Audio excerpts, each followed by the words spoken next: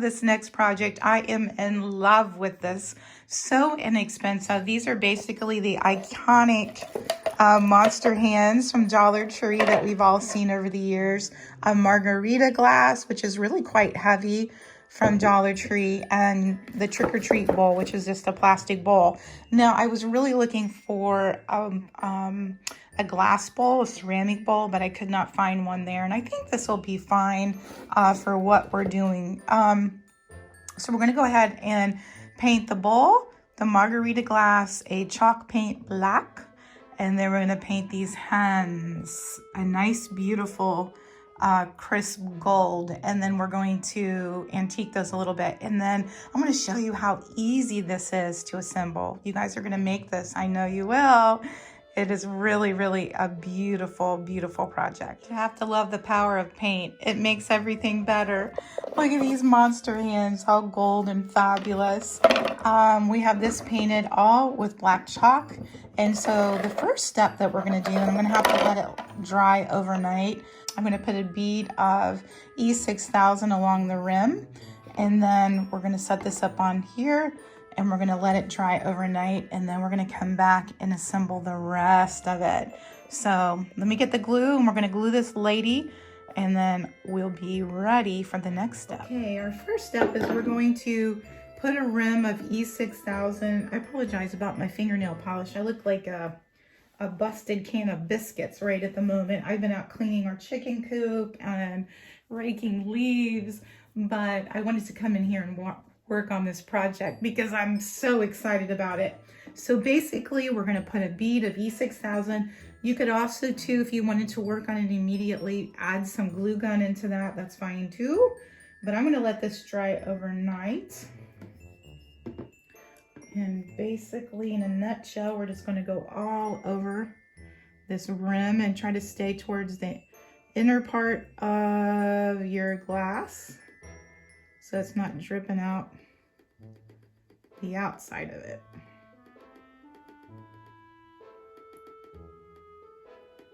And the reason I'm using E6000, I wanted to have some longevity. You know, you go to all the trouble of making it, and this probably will end up at my daughter Caitlin's home because they love Halloween as much as I do. Put this here.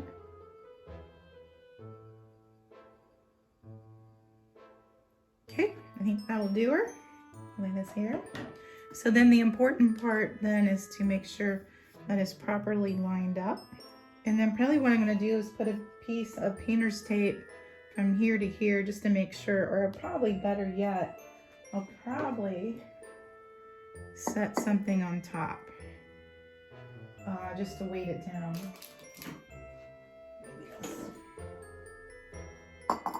There. And then we'll come back tomorrow morning bright and early, and that will be a feast for life.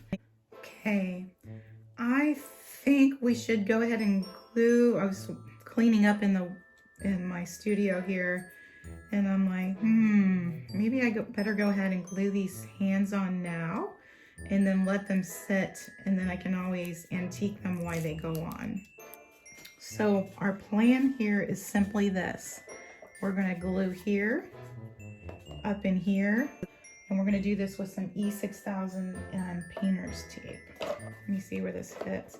You'll want to see where your hand points hit, and mine is in the middle of the hand.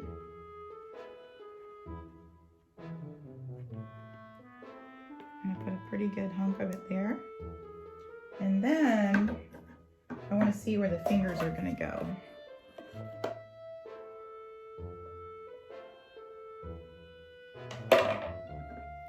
And it looks like the index finger from the knuckle down. I don't know if you can see. Those are the ones that make contact. And then I'm going to simply find my place I want to stick it, and it's as easy as that. And I'm going to put painter's tape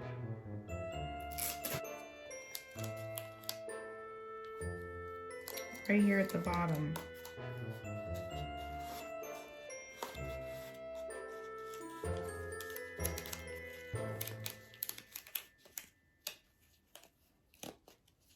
Just to make sure it dries in place. Okay, there's the first one. Let's put the other two bad boys on. And this is where you just really have to eyeball it. Of course, you want the space to be equal. So again, I'm going to E6000 this puppy right in the palm of the hand. And I'm going to be pretty generous with that. I'm going to put it up here too.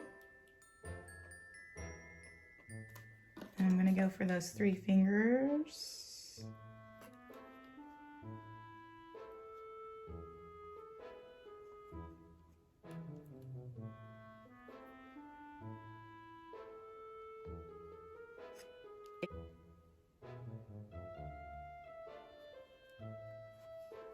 Okay, we're going to get to the last one.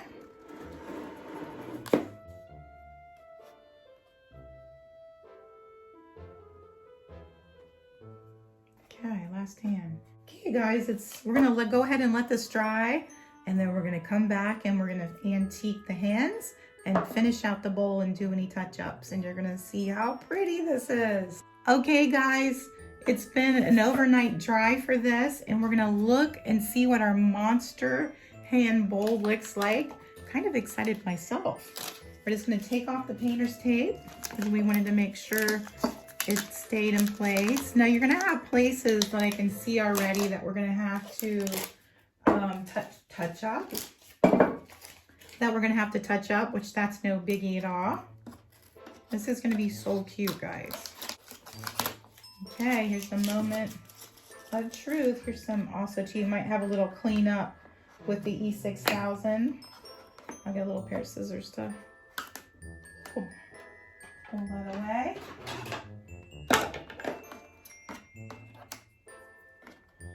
Little piece there. Okay, let's flip it over and see where we're at. I'm in love with that. Like how cute.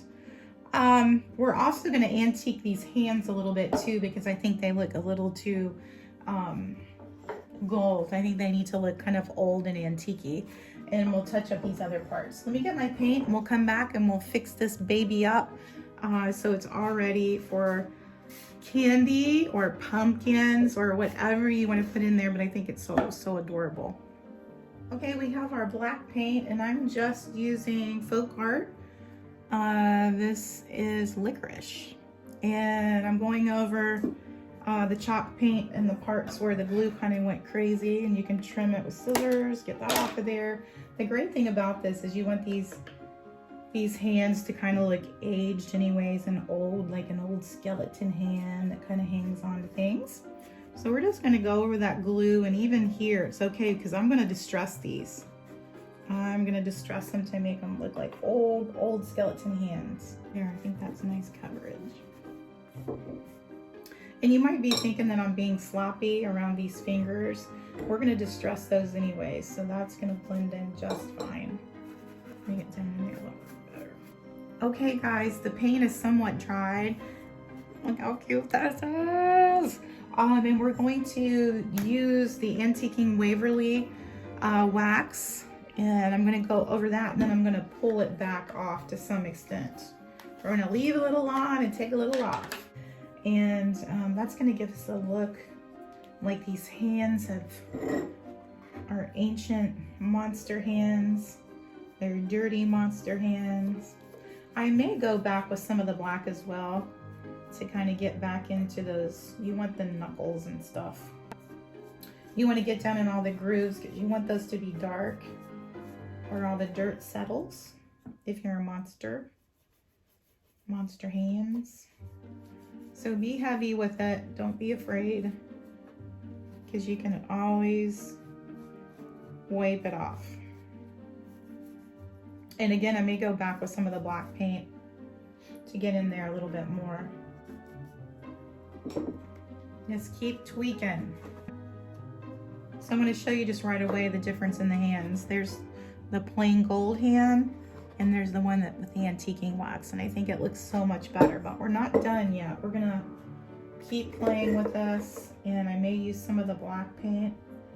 Okay guys, I'm gonna put this baby into time lapse so I don't bore you to tears, but basically I'm gonna be doing what I just did on the other two hands and on the inside, and then when I come back after this is dried, I may end up putting a little bit of the black paint for definition, maybe on the tips of the nail, or randomly on here to give it a little bit more dimension. But we're almost there, and I think it's looking so fun for Halloween night. So I'm gonna put this in time lapse, and we're gonna age these old monster hands.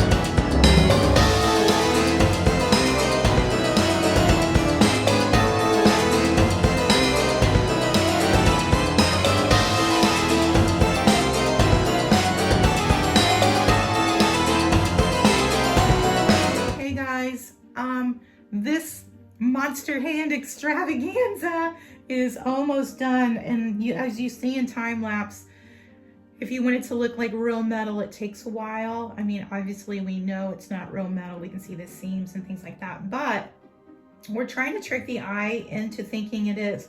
So I'm breaking up these lines, and I want to show you, make sure you get into the grooves of the monster hand. And then what I've been doing, I've been taking a soft cloth, an old towel, and then I just kind of dab. I'm not wiping, and you can see how it kind of takes it off the surface that would get the most use from the monster.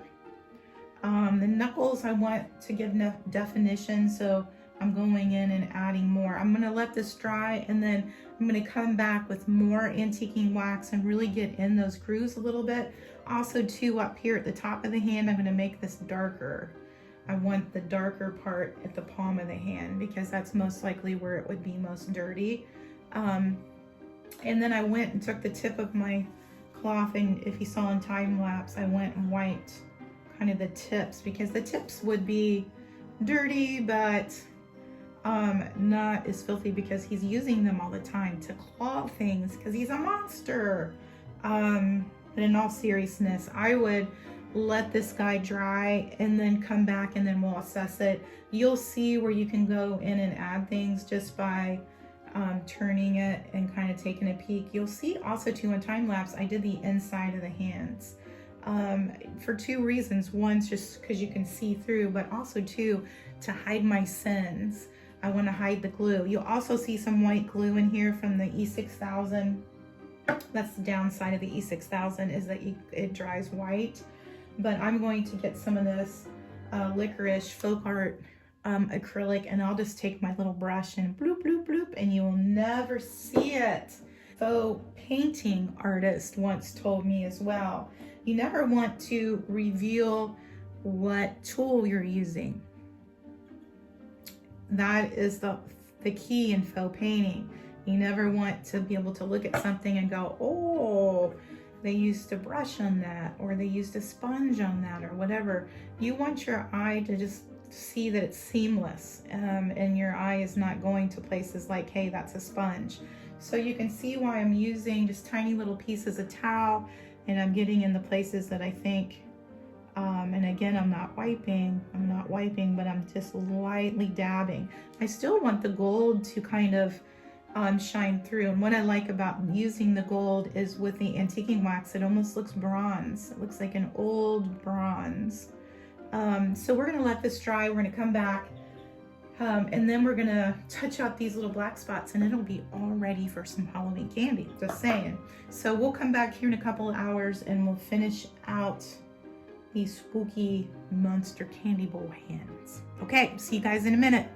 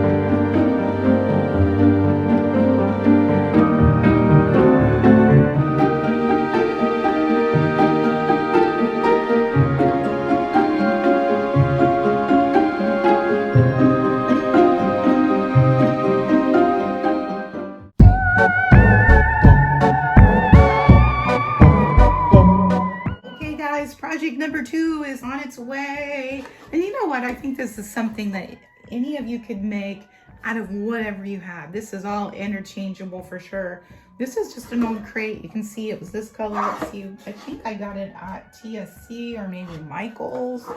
I go to Tractor Supply all the time and their fall stuff is great. And then I picked up one of these fellas, these little plastic garden border fences from Dollar Tree. And so I got a couple of those. These are so great because you can use them for so many things, especially florals. And then I cut it in half. However, be careful, take your time because these can like snap and break in the wrong direction. And oddly, this little guy fits perfectly down in there. And I wanted these little pieces so I can glue that to the box. And then we're gonna have some fun. Where are you, skeleton? We began with this. Then we're gonna use the skeleton, and I took him out and I spray painted him with gold.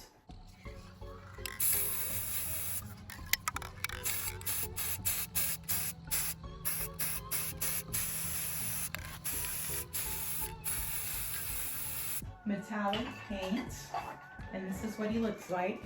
This one's missing an arm. And I'm gonna have to do a little orthopedic surgery on them for sure. They come apart super easy. You can just see that the arm pulls out, and then you can even put that back in if you wanted to. And I'm going to have him kind of sitting in the corner of the box, and my thoughts are that this would be a really cool little trick-or-treat box to put up on your porch, or you could put this in your entryway and fill it with pumpkins or your mail, or anything that you wanna. So we need to figure out which way we want his legs to sit, and I'm gonna kind of have him sit like that. I'm gonna glue this down because I wanted to use this as the support for him. So down that goes. Just hold that for a minute till it sets. Before I put a lot of glue, I just want to make sure that's where I want him. Just like that. I'm going to hold him until he sets up. Okay, so his torso is on there. And then we're going to go ahead and start assembling his body parts. And then you just need to figure out how you want to pose this. And I think I might have him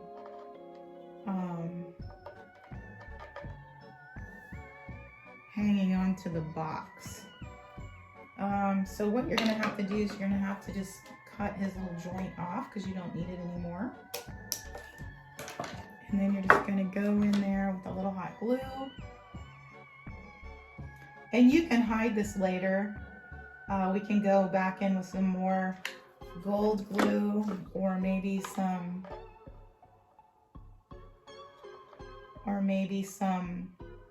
antiquing wax. I'm gonna put it right there. It's touching kind of the top of the box. And by breaking those joints, then you can see that we can pretty much pose him in any situation we want. So now we're gonna go for this leg. So I'm not gonna cut that off. In he goes. And then we're gonna go ahead and cut his joint off on that.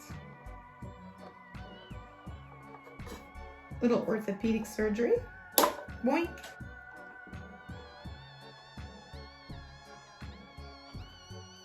Now we're gonna work on that other leg, if I can find his leg. Where is your leg? Here's his leg. So this one, we might have to go it this way.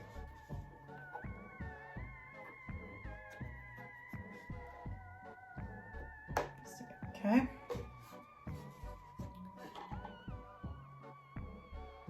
Might be crossing his legs. What about that? Let's see.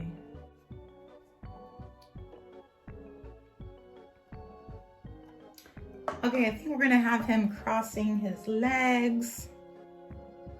Okay, we have this leg in, and I think what we're gonna do is, since this one can be glued down, it's pretty flexible still. I think he's gonna just be a skeleton that's chilling out. Maybe his legs are crossed. Maybe like that. It could even maybe lay on the edge of the box, or his leg could be down too. We could have him in a sitting position as well. I don't know.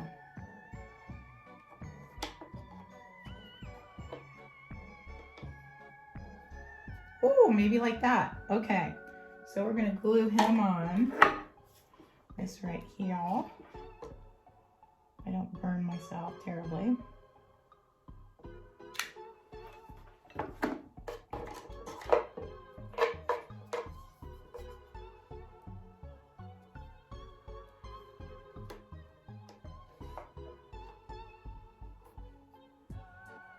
He's a gentleman skeleton. He's got his little legs crossed at the ankle, just like one of the royals.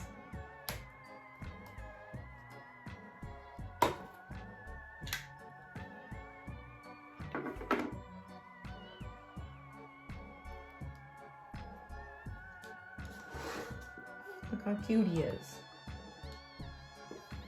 Okay, we got our skeleton all glued on. Look how cute he is. This is kind of hanging out. And I bought these little flowers at Dollar Tree that already have the clip. And you know where we cut it and it really wasn't a clean job? We just put that baby on. Camouflage our sins. And then also to Dollar Tree florals. I think I'm gonna put it right there. It's right on the tip. And it goes. Ooh, I burnt myself. And then maybe this one here. Yeah. Here we go. It's coming together, guys. Just with a few things from Dollar Tree. Oh, I burnt myself again. Oh. I'm not gonna have any fingerprints left.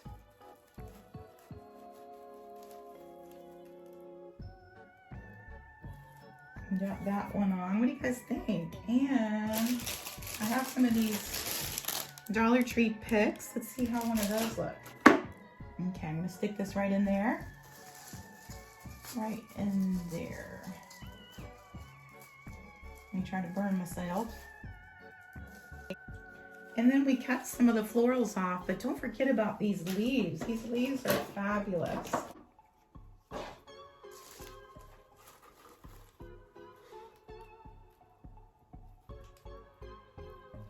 I always think the leaves are what finishes it out.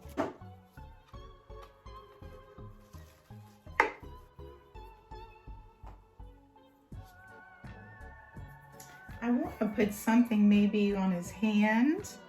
I think I could use this and pop off the ghost and see if he comes off nice. I don't know. Yeah.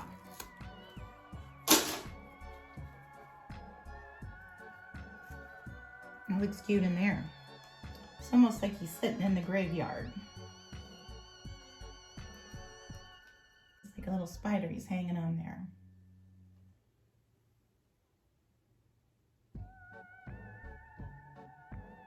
This is the fun thing about building something like this. Just use your imagination and use what you got. I thought he might need a witch's hat. And these are from Dollar Tree too. Okay guys, we're almost done. with this fun project using all Dollar Tree except for the box. And I want to show you how easy it is to hide the glued joints. You're just going to get a little brown paint or black paint or whatever you have, and you're just going to get in there and paint those joints up, and they will never know those are glued together. They'll think it's always been that way. I'm going to get in his armpit.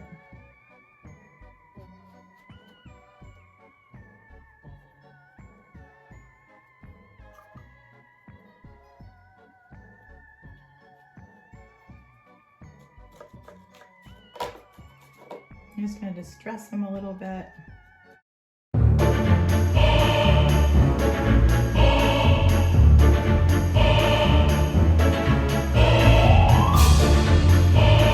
Cute little Halloween boxes all ready for Halloween night. It's already got candy in it.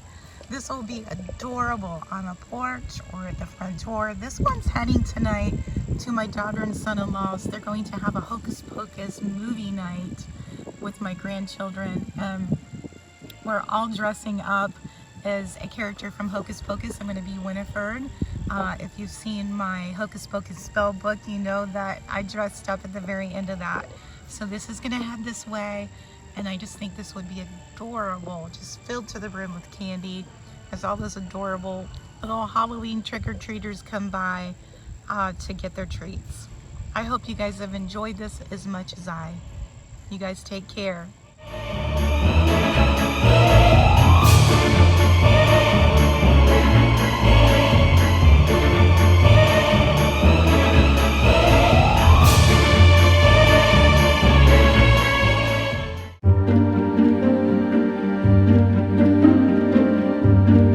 Okay, project number 3 underway, and this one I love, and you will have seen over the years many renditions of this, but this one is really fun, and I love these orange gorgeous glass plates from Dollar Tree. They're dishwasher safe, food safe, and they're already a beautiful orange, a pumpkin orange. We're going to be taking these iconic black candlesticks painted in black chalk, and we're simply going to turn one upside down on the other, and we're going to E6000 that baby, because we want to have this project have longevity, use this from year to year. So we're going to glue those, we're going to come back, and then we're going to assemble this beautiful 3-tiered tray with a twist. So make sure you come back and check that out. And basically, I mean, this would make a beautiful gift too. I was looking at the plates, they're just precious. How beautiful to show up to someone's home for a Halloween party and this just be filled to the brim with Halloween treats. I just think that would be wonderful. And you made the tiered tray for simply a couple bucks. So let's go ahead and glue those, let those dry, and then we're going to come back and we're going to put this together. I think you guys will really like this. I know I'm excited about it.